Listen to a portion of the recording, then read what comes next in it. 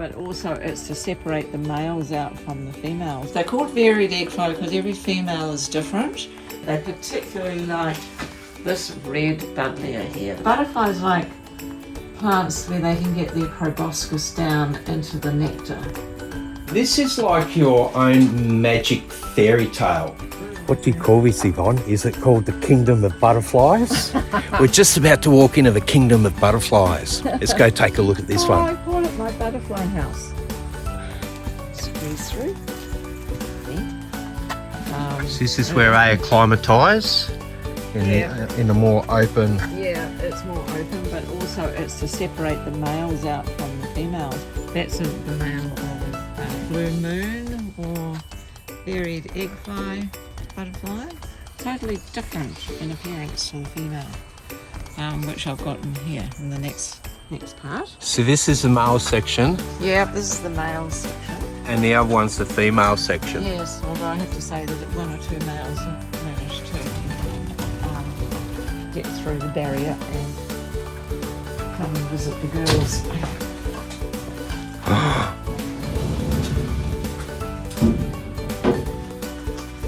So here's you were looking at, there's the male version of the varied egg fly, and that's the female version.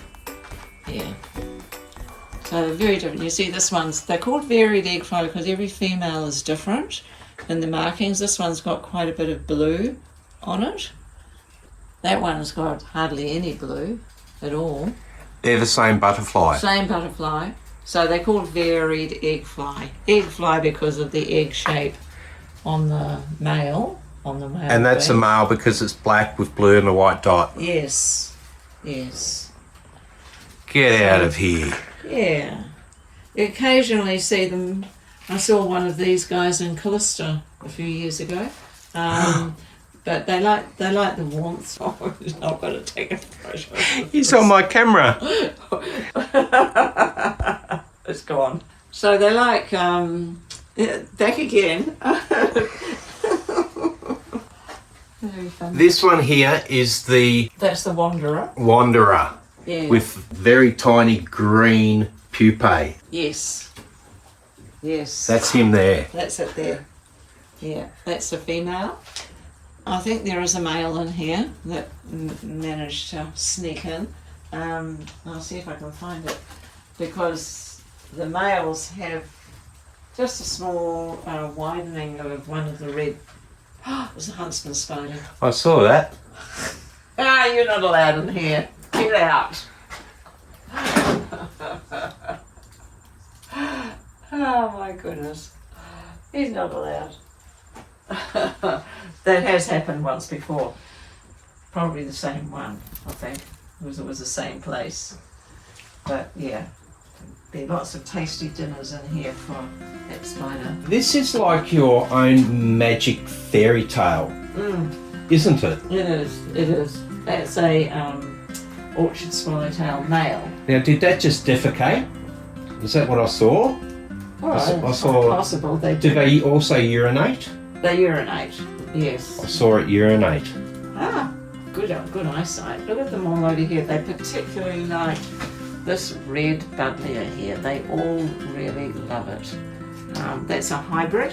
It doesn't self-seed, so it's quite safe to plant in your garden, called Royal Red.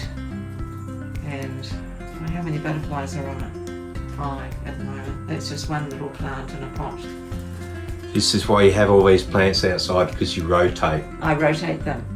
How long would that plant stay in here before its nectar is... Well, it's not so much the nectar, it's the flowers die off. With all of my flowering plants, I deadhead them and feed them a good mixture of food which will encourage more flowers. So you want a continual display of flowers if you want butterflies in your garden. Are you artificially feeding the butterflies? No.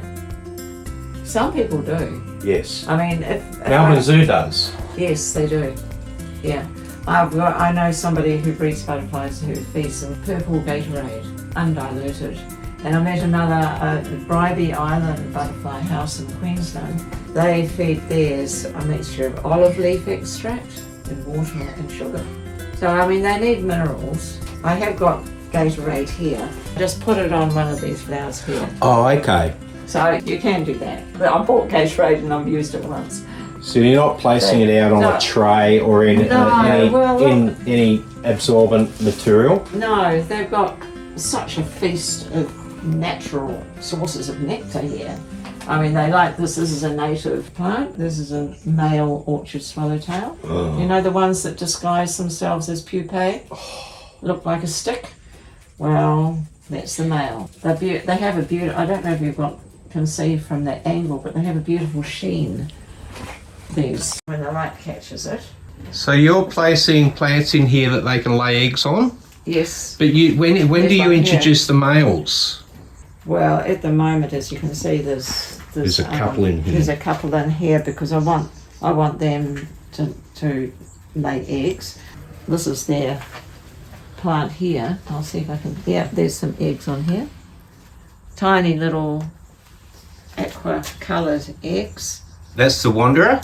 No, that's the varied egg fly. Oh yes. And that plant is Paddy's lucerne, or cedar rhombifolia. I can tell there's caterpillars underneath here because there's little holes. Yes. So I'm getting a new generation started here. Sometimes you actually see them, you know, landing on it and laying eggs.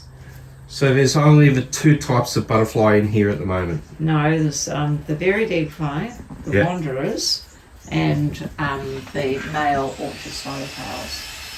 I've released quite a few male orchard swallowtails. They all have stayed for about 2 days in the garden, and then they're off.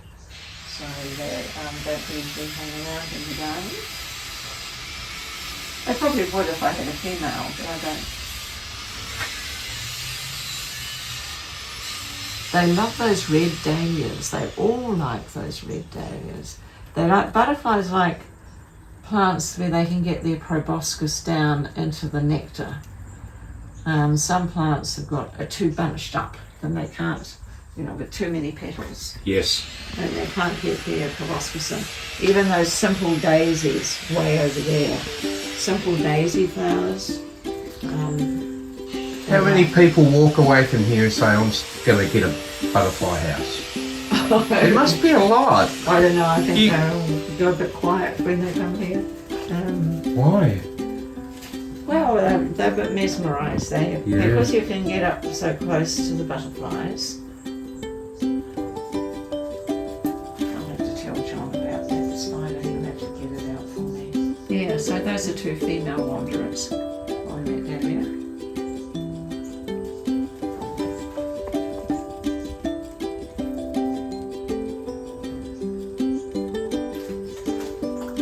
They're beautiful, aren't they? Yeah. They're so beautiful.